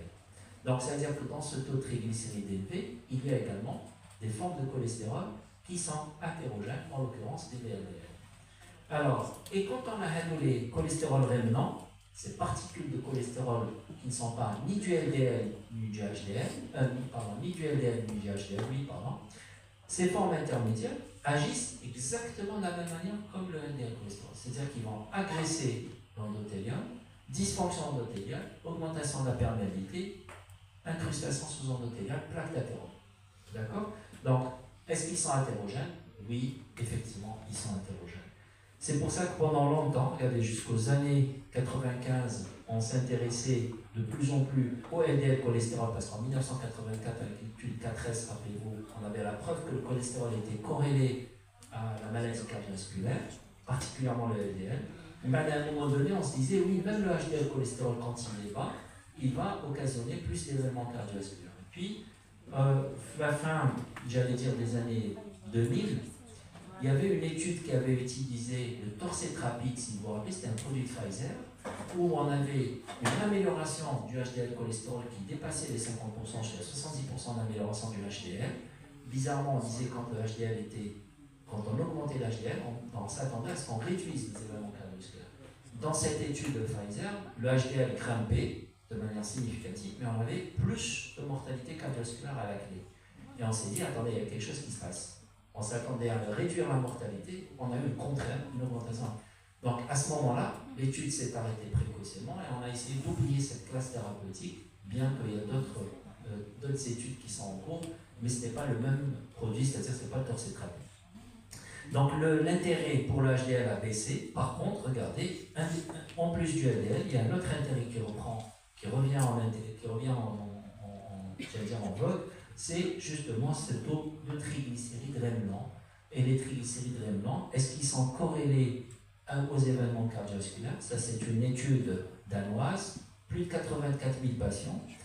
L'hypertriglycéridémie, donc les triglycérides rémanents sont plus élevés, surtout en cas d'obésité, en cas de surpoids et en cas de diabète, de manière modérée, de manière sévère, également dans la prise d'alcool en plus du diabète.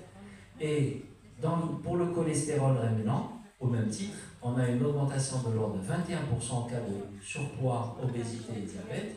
Et rappelez-vous ce que c'est que le cholestérol rémanent, c'est ce fameux cholestérol total auquel on soustrait le bon et le mauvais cholestérol. Est-ce qu'il est corrélé aux événements cardiovasculaires? La réponse est oui. Et on s'y attendait. Quand on connaît la définition du cholestérol rémanent, on s'attend forcément à ce qu'il y ait plus d'événements cardiovasculaires. Vous avez la preuve ici. Regardez, il y a plus d'infarctus du myocarde, plus le taux de ces triglycérides qui représentent ce cholestérol rémanent est élevé, plus il y a des infarctus du myocarde, au même titre que la maladie coronaire, au même titre que l'accident vasculaire cérébral et toute mortalité, toute cause.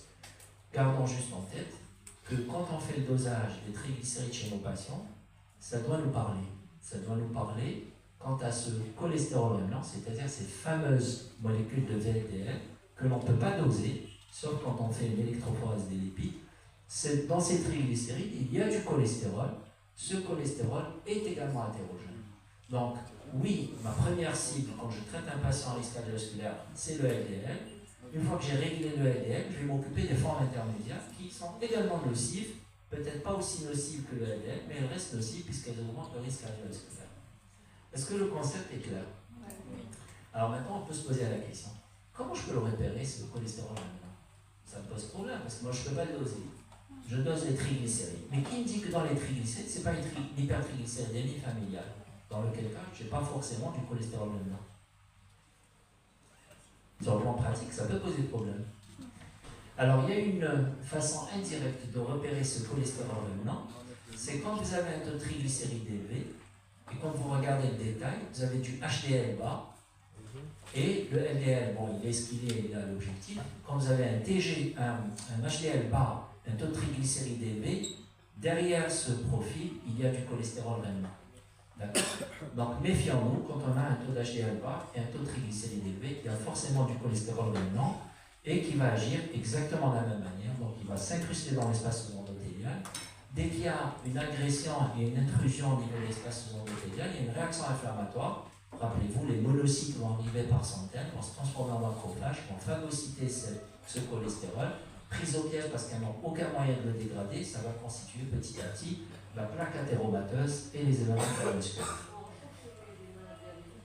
Tout à fait, de maladies diabétiques, tout à fait. C'est pour ça qu'on dit qu'il faut d'abord traiter le LDL, mais il ne faut pas oublier les triglycérides à la fin. Alors, regardez les études qui ont utilisé les fibrates, c'est-à-dire qu'on a ciblé les triglycérides.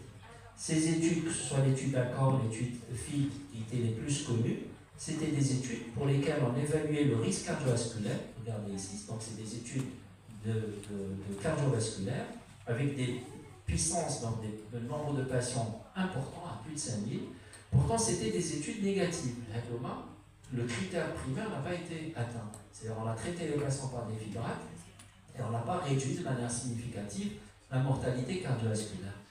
Et pourtant, quand on regarde de plus près ces études, regardez ce que j'ai entouré ici. Dans l'étude Accord Lipid, on a mis, donc chez 5500, plus de 5500 patients, on a mis du phénofibrate. Et regardez, l'étude était négative, critère primaire. Et par contre, quand on va dans le détail, chez les patients qui ont un taux d'HDL bas et un taux de triglycérides élevé, regardez le petit p, il devient significatif. Ça veut dire quoi? J'ai mis du phénofibrate chez les patients qui ont un risque cardiovasculaire. Dans le profil patient, donc dans les sous-populations, le sous-type de patients qui ont un HDL bas, un taux de triglycérides élevé, l'étude devient significative. Ça veut dire que ça va confirmer ce qu'on est en train de dire.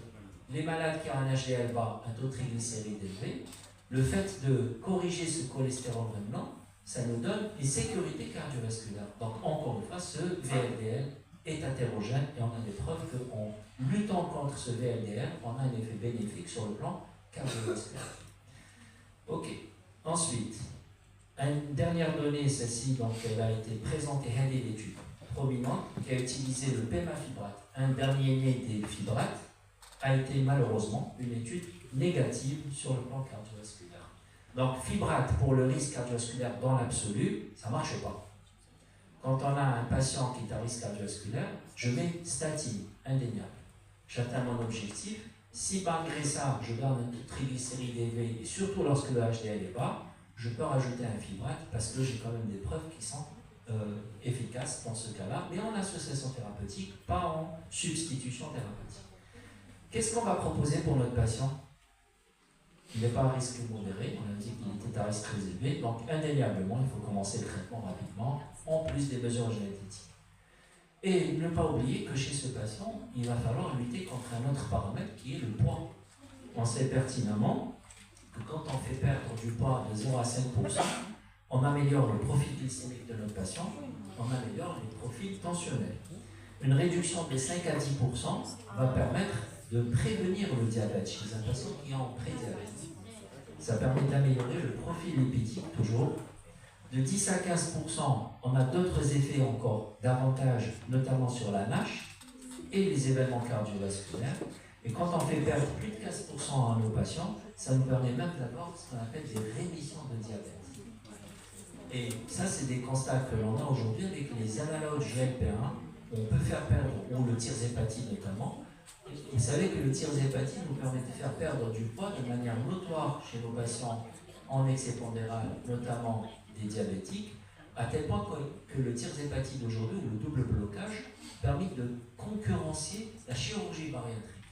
Et le fait d'avoir une baisse de poids aussi importante, ça nous permet parfois d'avoir des rémissions de diabète pendant un certain nombre d'années chez ces patients. Mais encore mieux. Aujourd'hui, il y a un paramètre dont on parle de plus en plus chez les patients diabétiques, c'est cette insuffisance cardiaque à fraction d'éjection préservée. Ils ont parlé tout à l'heure au professeur Tenmi. Donc chez ces patients, et on sait pertinemment que l'insuffisance cardiaque à fraction d'éjection préservée pose de grands problèmes chez les patients diabétiques, parce que ce sont les patients diabétiques qui se plaignent d'une dyspnée, surtout quand ils sont en surpoids ou en obésité. On va dire, ouais, mais c'est normal. Vous plaignez de dyspnée, c'est parce que vous prenez beaucoup de poids, ou là vous avez du poids en excès, forcément vous êtes dyspnéique. Attention à ces patients, en surcharge pondérale, en obésité, en diabète. Lorsqu'ils se plaignent de dyspnée, il faut rechercher l'insuffisance cardiaque à fraction d'éjection préservée. Et histoire, encore une fois, de vous réveiller un petit peu, quel est le paramètre biologique qui nous permet de détecter ou de rechercher ou de confirmer l'insuffisance cardiaque à fraction d'éjection préservée. Parce que n'oublions pas, quand on dit fraction d'éjection préservée, c'est une écho qui est normale, écho cœur. Quel est le paramètre biologique? Le NT-proBNP. Le NT-proBNP, quand il est supérieur à 125, on va dire qu'il est élevé et que ce patient fait une insuffisance cardiaque à fraction d'éjection préservée, c'est-à-dire qu'elle est supérieure à 50%. Ok, l'activité physique indéniable, l'alimentation, il faut la corriger. L'huile d'olive, on en a parlé ce matin. Les fruits, attention aux fruits. Chez le patient diabétique, attention encore mieux au jus de fruits, il faut éviter. Chez notre patient, qu'est-ce qu'on va mettre? On va mettre une statine. Est-ce que tout le monde est d'accord? Oui. Un risque cardiovasculaire élevé. Quelle intensité de statine faut-il mettre? On est dans le risque cardiovasculaire très élevé. 10. 10. Les statines forte intensité, vous êtes d'accord? Parce qu'il faut baisser d'au moins 50% le LDL cholestérol. Quelles sont les statines à forte intensité? Christophe? Alors, Atorva 40 à 80, Rosuva 10 à 20, de 20 à 40 à 20 pour l'intensité élevée. Ok? Les autres, c'est des intensités modérées. Alors, vous savez comment définir l'intensité d'une statine. Une statine forte intensité, c'est celle qui fait baisser d'au moins 50% de LDL.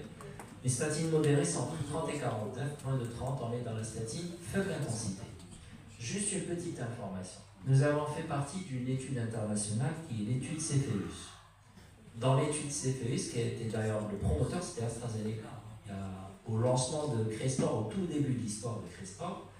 Et surprise, c'est que on voulait démontrer que la majorité des patients traités par statine n'était pas l'objectif en matière d'LDL cholestérol, parce que la population occidentale est assez résistante aux statines. Surprise, population algérienne plutôt sensible aux statines. Donc parfois, on met une statine forte intensité, je mets du Crestor 20 et je vois que mon LDL baisse à 0,15. Est-ce qu'il faut laisser? Non. Je suis à l'aise à 0,30, je suis à l'aise à 0,20, je suis à l'aise à 0,25. L'étude Odyssée. Par contre, 0,10, parfois on descend même plus bas que 0,10. Lower is better, ça s'applique pour la statine au jour d'aujourd'hui, mais je ne suis pas très à l'aise avec du 0,10 LDL. Donc, du 10 ou du 20 plutôt, je descends au 10. Et je garde un LDL en dessous de entre 0,30 et 0,50 de LDL cholestérol. Encore une fois, bien que dans les preuves scientifiques, plus bas on descend, mieux on protège notre patient. Mais honnêtement, je ne suis pas à l'aise à 0,10. Et surtout si c'est un patient qui est en prédiabète. Parce qu'en prédiabète, c'est-à-dire que je vais peut-être précipiter l'arrivée du diabète. Dans la méta-analyse dans le Lancet 2015, les patients qui ont fait un diabète sous statine, c'était des patients qui étaient en prédiabète. C'était des patients qui étaient en insulino-résistance. Alors, globalement, tout le monde connaît l'étude Jupiter. 50% de LDL cholestérol en moins, c'est 44% d'événements cardiovasculaires en moins, 20% de mortalité en moins. Aucune statine n'a fait comme l'étude Jupiter avec la rosuvastatine en matière de mortalité. Parce que toutes les statines jusqu'à présent ont démontré qu'il y avait une baisse de 10%, mais pas à 20% de mortalité totale. Alors, je vous demande peut-être de prendre cette plaque en photo, parce que, qu'est-ce qu'elle dit cette plaque? Quand on a des hypertriglycéridémies, c'est le cas de notre patient, qu'est-ce qu'on fait? Si mon patient a plus de 10 millimoles de triglycérides, c'est-à-dire on est au-delà de 8,85 grammes par litre, qu'est-ce que je fais? Je démarre par un fibrate. Ensuite, si mon patient baisse, je garde le traitement. Si mon patient reste élevé, je vais quand même associer d'autres produits que nous n'avons pas aujourd'hui quand on voit les médicaments cités. Par contre, si mon patient a un taux de triglycérides inférieur à 8,85 grammes par litre, le premier paramètre que je vais évaluer, c'est son risque cardiovasculaire. Si mon patient est à risque cardiovasculaire intermédiaire, donc modéré, élevé ou très élevé, je démarre par quoi? Par une statine. Et ce n'est que lorsque j'atteins l'objectif de mon LDL que je vais associer d'autres thérapeutiques, EPA ou fibrate. Si mon patient a une hypertriglycéridémie modérée, mais qu'il est à risque cardiovasculaire faible, c'est pas compliqué, je vais plutôt agir sur les mesures génétiques, etc. D'accord? Donc, pour résumer, un risque cardiovasculaire égale statine en première position, sauf quand j'ai un taux de triglycérides qui est supérieur à 8,85, dans lequel cas je démarre par un fibrate. Est-ce que les idées sont claires? Voilà, donc finalement, chez mon patient, je mets oui une statine. Et quel bilan de contrôle je vais demander chez mon patient? Bilan lipidique? CPK? Bilan rénal? Bilan hépatique? Qu'est-ce que vous demandez comme bilan de surveillance pour votre patient à votre prochaine ou à sa prochaine consultation? Lipides? CPK? Oui. Oui, non. Bilan rénal? Oui. Bilan hépatique? Oui. Alors, les deux réponses impératives, c'est bilan hépatique et bilan rénal. Ça, c'est une obligation. Après, si la fonction rénale est franchement normale, il n'y a pas lieu de la refaire. Les CPK, on ne les fait qu'à la demande. C'est pas une en cas de symptômes. On va les voir. Alors, ce qui est sûr, c'est que avant de commencer un traitement, en dehors du risque cardiovasculaire élevé, très élevé, il faut d'abord confirmer la dyslipidémie. Ensuite, quand mon malade est à l'objectif, je vais refaire un bilan, on vous dit dans les 4 à 8 semaines. En général, s'il est à risque élevé, c'est 4 semaines. S'il est à l'aise, s'il a un risque modéré, vous pouvez revoir après 3 mois. Et bien sûr, si mon bilan est normal, le bilan de contrôle est normal, je n'ai pas besoin de refaire un bilan hépatique ou un bilan lipidique tous les 3 mois. Je le refais qu'au bout d'une année. D'accord? Donc ça, c'est du bon sens. Et quand on sait qu'en matière de recommandation, on vous dit, regardez, le bilan hépatique, il est systématique, donc avant et pendant le traitement pour être sûr qu'il n'y a pas une hépatotoxicité. Par contre, le bilan musculaire n'est pas une obligation, ni au début, ni pendant, sauf en cas d'insuffisance rénale, on vérifie, il y a un risque oral de myolyse plus élevé. En cas d'hypothyroïdie, on vérifie également les CPK.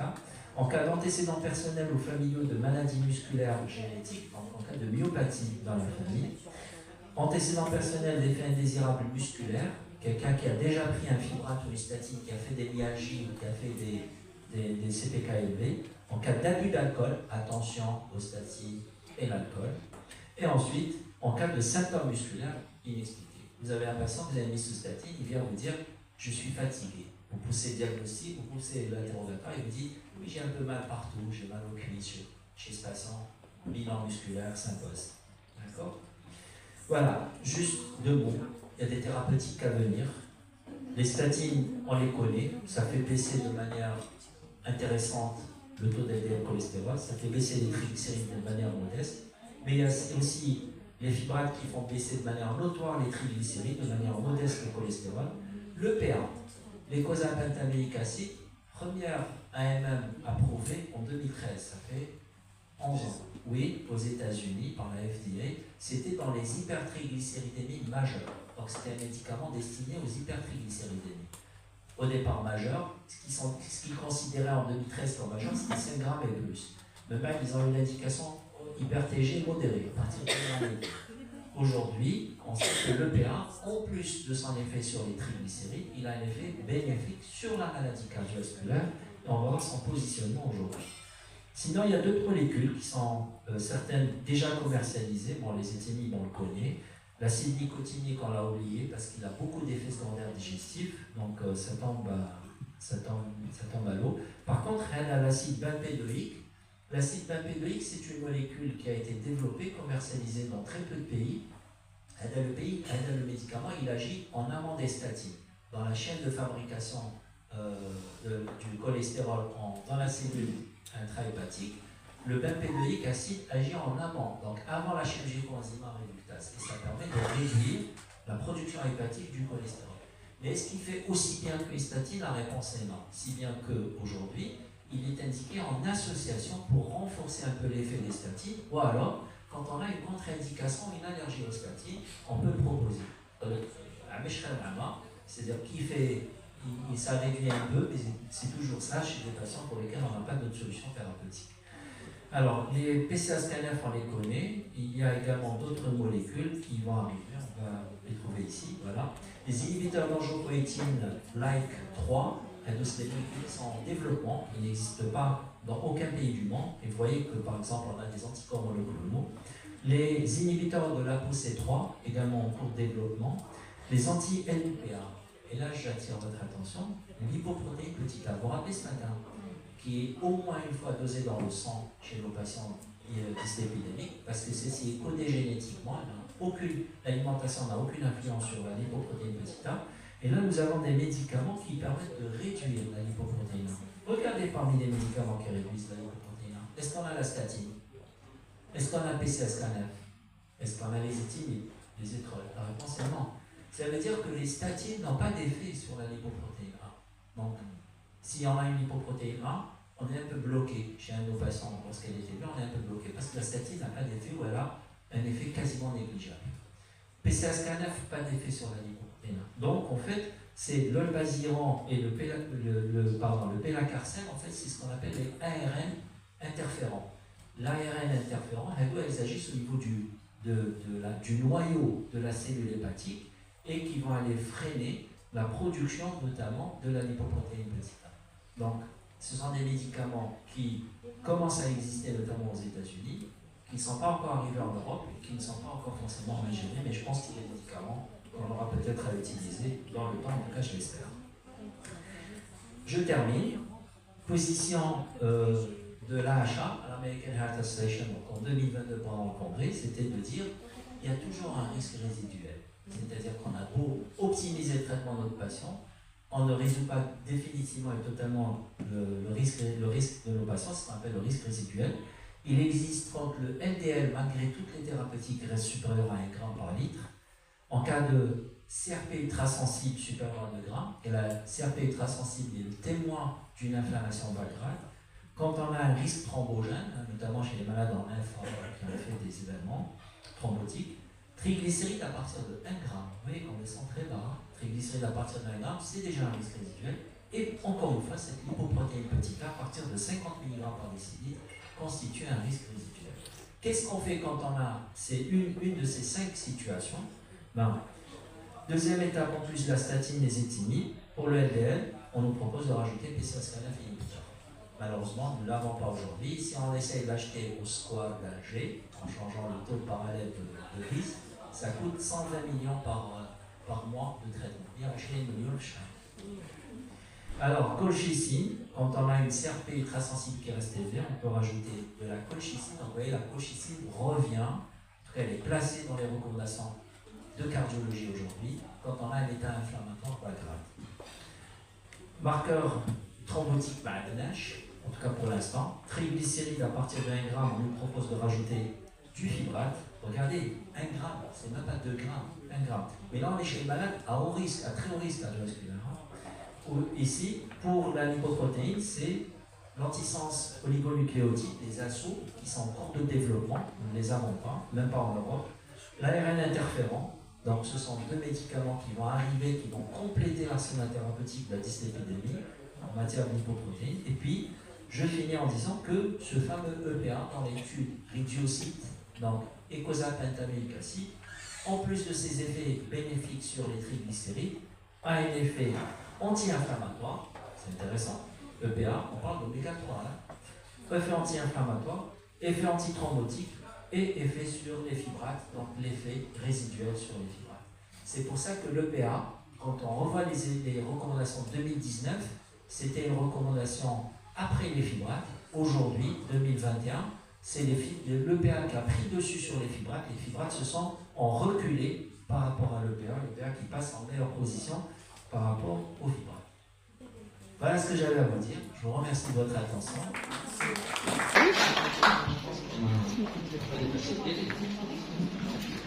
Est-ce qu'il y a des questions?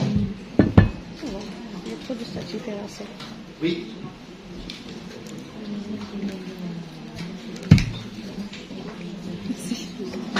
Il y a quelques années, on le disait pour l'association fibrate statine, il faut éviter, contre-indiquer, surtout pas par le médecin général. Ils m'ont même rejeté l'ordonnance. Alors, en principe, regardez, que ce soit en médecine générale ou médecine spécialisée, peu importe, nous sommes tous des médecins et nous sommes tous des prescripteurs. C'est juste que chacun doit assumer ce qu'il fait d'un point de vue médico-légal, etc. Exactement. L'association, à un moment donné, on disait attention, risque de rhabdomyolyse majoré, etc. C'est pas faux. Le risque de rhabdomyolyse est majoré comparativement à la monothérapie, soit la fibrate ou la statine. L'association est possible, elle est même indiquée dans certaines situations à condition de suivre les recommandations. Le tout, c'est que quand on met une association, il faut qu'on soit un peu plus vigilant en matière d'écoute de patients, les plaintes, mais aussi le bilan biologique qui permet de rassurer aussi bien le patient que vous-même. D'accord? Donc il n'y a pas de contre-indication. Au contraire, il y a une indication si on respecte les recommandations. Le tout, c'est de rester vigilant. C'est tout. Merci. Oui. Par rapport aux transaminase, à partir de quel taux il faut arrêter les statines? Alors, pour les transaminases, alors, on a les transaminases, on a les CPK. Au départ, on disait à partir de 5 fois la limite supérieure à la normale, il faut mieux arrêter. Aujourd'hui, on vous dit à partir de 3 fois la limite supérieure à la normale, il faut arrêter. Alors, après, regardez, quand vous avez des patients qui sont diabétiques, qui ont une stéatose hépatique et qui ont spontanément un taux de transaminase un peu élevé, c'est pour ça que c'est important de faire le bilan avant et pendant. Ce qui est important, c'est de voir la cinétique des transaminases. Si mon patient a du 45 d'ALAT, hein, l'ALAT ou c'est plutôt l'ALAT, mais bon, l'ALAT et l'AZAT. Si vous avez une augmentation des transaminases légère à modérée, et que la cinétique reste stable en introduisant une statine, il n'y a pas de doute, vous maintenez le traitement, parce que vous lui faites, c'est une perte de chance de traitement, une perte de vie, une perte de chance de vie. Si par contre, vous voyez qu'en introduisant la statine, vous avez une ascension, une cinétique qui commence à grimper, là il faut être plus vigilant. Même si je n'ai pas atteint les 3 fois la limite supérieure à la normale, je refais un intervalle régulier, au moins 15 jours après, pour voir, pour suivre cette cinétique. Et si elle continue à monter, attention, c'est une sonnette d'alarme. La rhabdomyolyse est mortelle. Vous voyez, alors que le risque cardiovasculaire, c'est dans 10 ans, c'est dans 15 ans. Donc il faut partager le pour et le contre. Et à ce moment-là, ce qui est recommandé, c'est de changer de statine, déjà de reculer dans le dosage. Si vous avez mis du 20, vous redescendez à 10, et vous suivez la cinétique. Si encore une fois ça continue à grimper, ce que vous faites, c'est vous arrêtez cette statine, vous mettez une statine qui passe par un autre cytochrome P450. Par exemple, si vous avez mis la rosuvastatine, vous pouvez passer à la torvastatine. Si vous avez mis la torva, vous pouvez passer à la rosuva, ou la fluva, ou la prava, chose qu'on n'a plus là pour la réalité, mais il n'y est plus. Donc vous changez les statines en fonction de leur passage par le cytochrome P450. Vous changez d'une statine à une autre. Si vous voyez que c'est exactement pareil, ça continue à grimper, oui, là, à ce moment-là, il faut arrêter la statine parce que vous êtes sûr qu'il y a un risque majeur d'hépatite fulminante qui est également mortelle. D'accord. Et les CPK, c'est 5 fois la limite supérieure à la normale. Oui. Et la place de citrate de bétaïne en cas de stéatose? Alors, regardez, en cas de stéatose hépatique, aujourd'hui, il n'y a aucun médicament qui a une indication. Il y a des médicaments qui sont très prometteurs en matière de stéatose hépatique. Il y a une nouvelle classe qui est en cours de développement et ceux qui ont pris de l'avance, c'est les analogues GLP-1. Les analogues GLP-1, oui, il y a un effet très potentiel et très bénéfique en matière de stéatose, mais ils n'ont pas encore d'indication.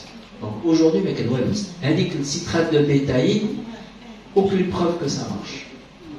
Et je ne pense pas qu'il y en aurait des preuves à l'avenir, parce que c'est une ancienne molécule qui n'a pas réellement d'intérêt d'un point de vue business. Donc personne ne va faire un travail sur la stéatose hépatique. Les analogues GLP-1 sont très prometteurs. On a eu à un moment donné une classe thérapeutique qui semblait être efficace, notamment dans la redistribution des graisses, et c'était les glitazones. Si vous vous rappelez de la bioglitazone, elle aurait pu avoir un effet bénéfique, mais on l'a retirée parce qu'on a suivi les Français. Les Américains ont continué à la commercialiser, et c'est pas pour autant qu'il y a eu plus de cancer de vessie, c'est juste qu'elle a eu une mauvaise alerte. Une autre question? Les oméga 3 réduisent les LPA. Comme le médicament n'est pas remboursable, alors est-ce qu'il existe dans les produits naturels? Alors, l'oméga 3, vous savez que c'est une graisse qui provient, c'est une graisse qui est dérivée des graisses de poisson purifié. Donc, ce qui est recommandé, c'est de manger du poisson gras. C'est pas compliqué, c'est le thon, c'est le saumon, c'est la sardine, c'est le maquereau, c'est oui. Donc oui. Après, ça a un prix. Hein. Ça a un prix. Dans l'Asiada. Après, pour pêcher le thon, il faut être équipé. Oui.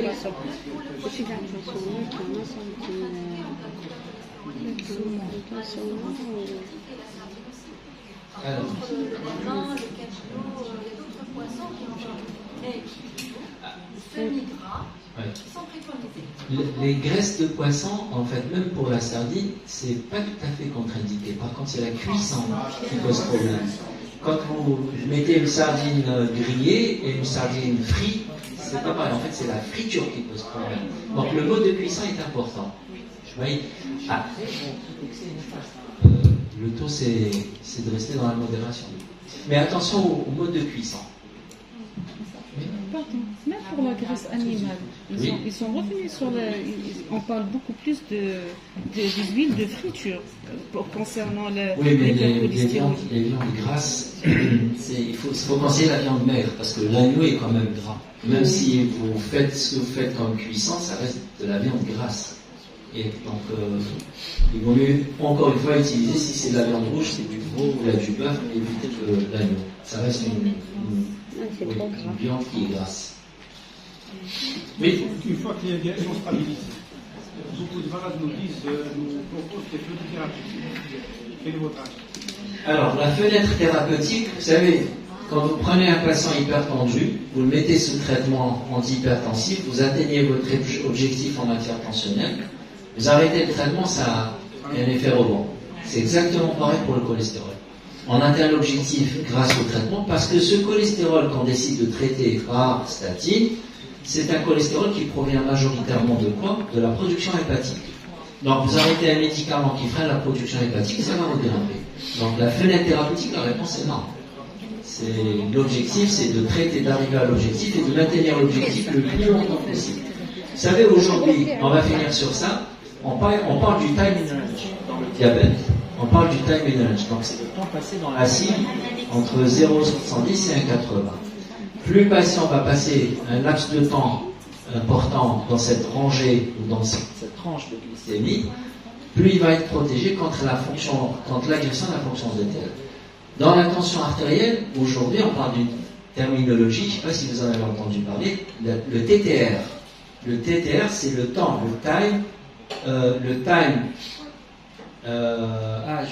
deuxième. Le time of tension ou tensionnel, je ne me rappelle plus, c'est en anglais. Et en fait, c'est le temps de la tension artérielle qui reste dans une tranche entre 120 et 140 mm de mercure. Plus le patient passe du temps dans la journée, dans cet intervalle, plus il est protégé contre les événements cardiovasculaires. Il y a un paramètre qu'on n'utilise pas, mais je suis sûr que dans quelques temps, on va en entendre parler, c'est pareil pour les lipides. C'est-à-dire, plus de temps qu'on va passer dans le temps passé dans l'intervalle de cible lipidique à l'objectif, moins le patient va être agressé sur le plan endothélial et moins il y aura d'événements cardiovasculaires. Donc ça s'appellera peut-être le TTL ou le TLR, c'est-à-dire Time Lipid in Range. Et à ce moment-là, peut-être qu'on parlera de quelque chose de nouveau. C'est le temps passé dans l'objectif, dans l'intervalle, tout à fait. Voilà, je vous remercie de votre attention, merci pour votre participation.